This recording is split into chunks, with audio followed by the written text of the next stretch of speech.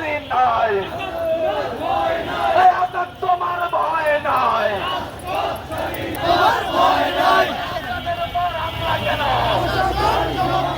প্রশাসন জবাব দেয়।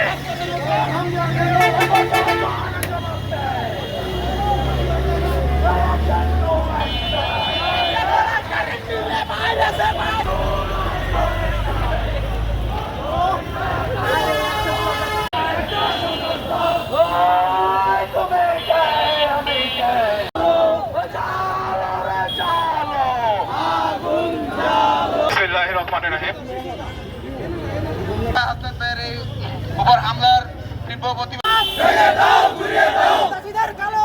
হয়েছে, এখনো হামলা হচ্ছে।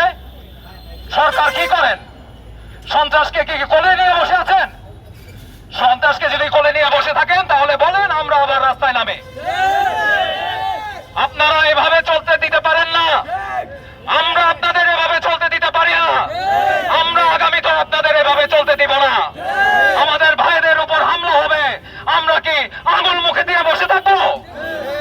5ই আগস্টের পরবর্তী সময় আমরা দেখছি যে এই সরকার কতটুকু কি করছেন।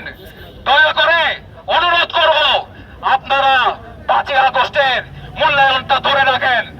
আমাদের ভাইদের উপর যদি হামলা হয়, সেই হামলার প্রতিবাদ করতে গিয়ে আমরা আবার যদি রাস্তায় নামি, আপনাদের জন্য ভালো হবে না। আজকে নারায়ণগঞ্জ থেকে আপনাদেরকে হুঁশিয়ার করে বললাম, আমাদের ভাইদের উপর হামলা বন্ধ করান, সন্ত্রাসীদের হামলা থেকে বিরত রাখেন, তাদেরকে জেলে ভরেন। দয়া করে আর যাতে কোনো কারো উপর যাতে কোনো হামলা না হয় সেদিকে সজাগ দৃষ্টি রাখবেন।